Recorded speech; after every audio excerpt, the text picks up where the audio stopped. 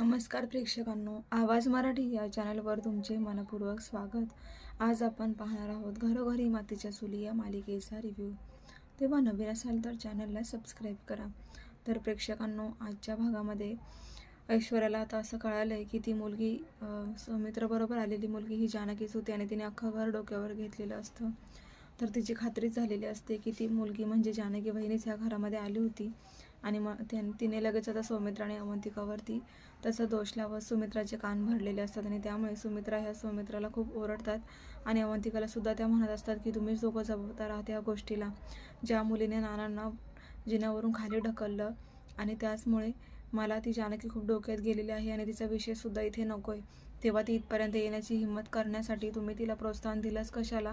त्या मुलीचा आणि माझा काही संबंध नाहीये, होती आणि आहे यात खूप फरक आहे असं सौमित्रा म्हणायला लागतात। खरं तर इकडे ऐश्वर्याला हाच प्लॅन असतो ऐश्वर्याचा की घरामध्ये कशी आग लावायची आणि तिने त्याचं काम करून ती बाजूला झालेली असते, कारण तिला आता असं वाटत असतं की ज्या प्रकारे मी ऋषिकेश आणि जानकीला ह्या घरामधून हाकलून दिलेलं आहे त्याच प्रकारे तिचं आता टार्गेट आहे पुढचं, ते म्हणजे अवंतिका आणि सौमित्र।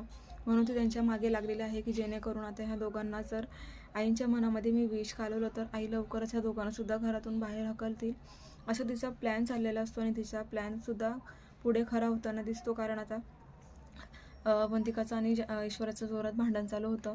ऐश्वर्या आता अवंतिकावरती असे आरोप करत असते की सौमित्राला ऐश्वर्या म्हणत असते की आई तुम्हाला माहिती आहे का, अवंतिकाचा आणि सौमित्र भाऊजींचा असा प्लॅन आहे की तुम्हाला एकटं पाडायचा आणि त्या जानकीला पुन्हा इथे ह्या घरामध्ये घुसवायचं, असा त्यांचा प्लॅन आहे आणि मग तुम्हाला चालणार आहे का असं सौमित्राला ती अवंतिकासमोर म्हणते। तेव्हा अवंतिकाला ते बोलणं सहन होत नाही।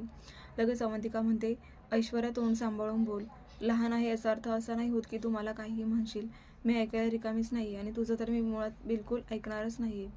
तेव्हा ऐश्वर्या म्हणते की पण तू माझ्याकडे बोट करून का बोलत आहेस, ते बोट अगोदर खाली घे।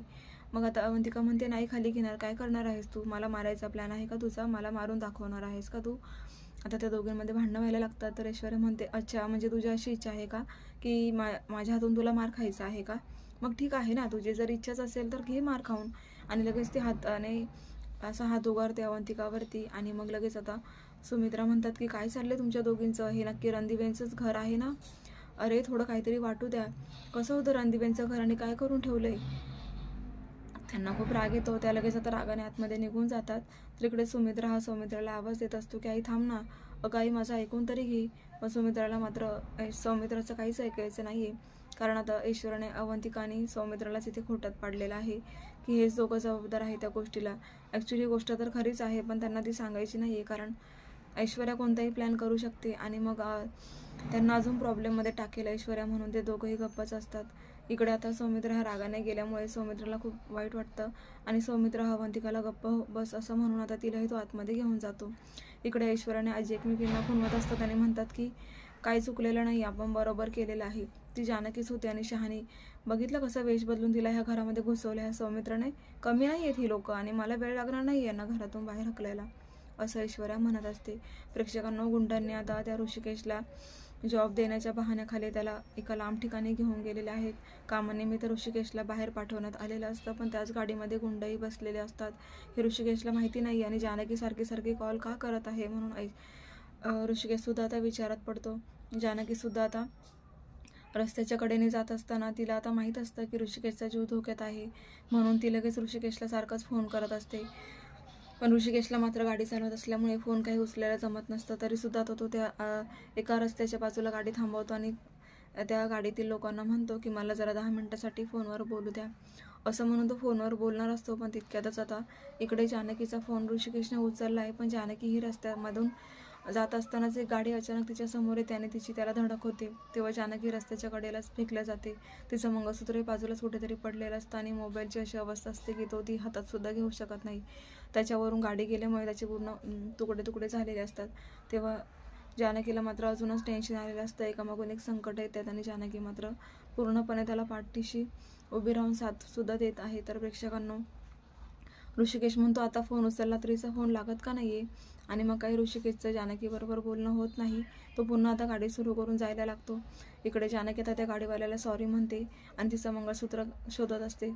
तर तिला ते मंगळसूत्र सापडतही, कारण ते रस्त्याच्याच बाजूला गवतामध्ये पडलेलं असतं. तर आता जानकी पुन्हा धावू लागते आणि ऋषिकेशचा शोध घेत असते, कारण आता तिच्याकडे फोनसुद्धा अवेलेबल राहिलेला नसतो. आणि मग ते आता देवालाच विनंती करत असते की देवा प्लीज, मला एवढ्या मोठ्या संकटामध्ये तू टाकलेला तर आहे, पण प्लीज काहीतरी मार्ग दाखव, माझ्या ऋषिकेशचा जीव धोक्यात आहे. आणि मग तिला आठवतं की ओवीसुद्धा घरी आली असेल, ओवीने काय खाल्लं असेल, मला आता घरीही जावं लागेल, ओवी काय करत असेल एकटी, ती आम्हाला शोधत असेल का. आता तिला ओवीची काळजी वाटू लागते, म्हणून ती आता घरी निघून जाते, कारण ऋषिकेश काही तिला सापडत नाही. आणि मग त्यानंतर इकडे ओवी एकटीच असते आणि ती म्हणते की मला तर खूप भूक लागली आहे, पण मम्मा आणि पप्पा कुठे गेले असतील, दोघंही घरात नाही आहे, मी काय खाऊ आता. आणि मग ती म्हणते की बघते डब्यामध्ये काही भेटते का. तेव्हा आता ओवी सर्व डबे बघते, तर तिला आता एक केकचं पॅकेट दिसतं. तिथे काढते आणि खायला लागते. पण नेमकं तिने जो केक खाल्लेला असतो त्या केकचं एक्सपायरी डेट ही संपलेली असते. आणि आता ओवी म्हणते की जाऊ दे, मला खूप भूक लागलेली आहे, मम्माने पण काहीच बनवलेलं नाही आहे, त्यामुळे मला हेच खाऊन आता माझं पोट भरावं लागेल. बिचारी ओवी आता खूप मोठ्या संकटात पडते, कारण थोड्या वेळ ती तर केक खाऊन खेळत असतानाच अचानक तिच्या पोटामध्ये कळा येतात आणि पोट दुखू लागतं. तेव्हा ती आता तिला खूप कसं तरी होत असताना ती रडायला लागते. पोटाला हात धरून ती म्हणत असते की मला काहीतरी होते, काय झालं, मला वाचवा वाचवा, असं ती म्हणत असताना जानकी आता तिथे पोहोचलेली असते. जानकीला आता ओवीची अशी अवस्था पाहून खूप वाईट वाटतं आणि धक्कासुद्धा बसतो की नक्की काय झालं माझ्या ओवीला. आता ती ओवीला जवळ घेत म्हणते की ओवी काय होते बाळा तुला. तेव्हा आता ओवी सांगू लागते की मम्मा तू माझ्यासाठी काहीच जेवण नाही बनवलं ना, म्हणून मी केक खाऊन घेतला आणि त्यानंतर माझं पोट इतकं दुखते की आता खूप कळा येत आहेत, काहीतरी होते मम्मा माझ्या पोटात, प्लीज काहीतरी कर ना मम्मा, मला सहन नाही होते, हे खूप दुखते, असं ती विनंती करत असते. तर जानकी आता कोणता केक खाल्ल्याने नक्की झालंय काय, तिला आता टेन्शन आलं असतं, म्हणून तिथे केकचं पॅकेट उचलून बघते. तर त्याच्यावरची एक्सपायरी डेट पाहून जानकीला धक्काच बसतो, कारण आता त्या केकवरची एक्सपायरी डेट ही संपलेली असते. आणि त्यामुळेच आता ओवीला फूड पॉयझन झाले हे आता जानकीच्या लक्षात येतं. आणि म्हणून ती जानकीच्या लक्षात येतं आणि म्हणून ती ओवीला म्हणते की मी तुला आत्ताच हॉस्पिटलमध्ये ॲडमिट करायला घेऊन जाते. असं म्हणून जानकी आणि ऐश्वर्या बाहेर येतात. रात्रीची वेळ असते. तेव्हा आता ती प्रत्येक येणाऱ्या जाणाऱ्या गाडीवाल्यांना हात करून मला मदत हवी आहे, माझ्या मुलीला फूड पॉयझन झाले, प्लीज वाचवा, असं म्हणून ती कळकळीची विनंती करते. मात्र एकही गाडीवाला तिच्या मदतीला धावून येत नाही.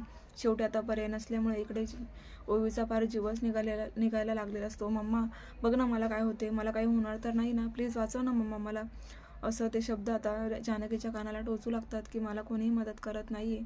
तेव्हा आता माझ्या मुलीसाठी मला तिची ढाल बनावी लागेल, असं म्हणून आता जानकी एक ओढणी आणते आणि ती ओढणी पोटाला बांधत ओवीला आपल्या खांद्यावरती उचलून घेते आणि ओवीला असं ओढणीने बांधून ती आता निघाली आहे खडतर प्रवासाला. कसे करून तिला ओवीचा जीव वाचवायचे आणि म्हणून स्वतः चालत ती आता हॉस्पिटलपर्यंत पोहोचली आहे. तर दुसरीकडे ऋषिकेशला किडनॅप केलेलं आहे आणि ते गुंड आता तिथे दारू पीत बसलेले असतात. तर आता ऋषिकेश म्हणत असतो की ही संधी आहे इथून पळून जाण्याची.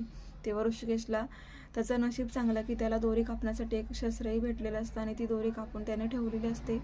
पण असं नाटक केलेलं असतं की अजूनही तो बांधलेलाच आहे. तेव्हा आता ते गुंड दारू पिऊन तिथे झोपी जातात आणि मग ऋषिकेशला चांगली संधी मिळते तिथून पळून जाण्याची आणि ऋषिकेशसुद्धा आता पळून गेला आहे गुंडांच्या हाताच्या मधून. तर प्रेक्षकांना इकडे आता जानकी हॉस्पिटलमध्ये पोहोचली आणि ती डॉक्टरांना म्हणते की माझ्या मुलीला फूड पॉयझन झाले, लवकरात लवकर ट्रीटमेंट करा. पण डॉक्टर म्हणतात की आम्ही अशी कशी ट्रीटमेंट करू, तुम्हाला ॲडव्हान्समध्ये पैसे भरावे लागतील, जेव्हा तुम्ही पैसे देणार तेव्हाच आम्ही पेशंटला चेकअप करू. तेव्हा जानकीला मोठा धक्काच बसतो, कारण जानकीकडे 1 रुपयासुद्धा नाही आहे आणि ओवीच्या ट्रीटमेंटचा खर्च आता मी कसा करू, कसा जीव वाचवायचाच तिला टेन्शन आलं आहे. प्रेक्षकांना ऋषिकेश तिकडे सुटला आहे. आता ऋषिकेश लवकरच जानकीकडे येणार आहे. तर पाहूयात पुढे काय काय होत राहणार. त्यासाठी चॅनलला सबस्क्राईब करा, नोटिफिकेशनसाठी बेल आयकॉनवर क्लिक करा. धन्यवाद.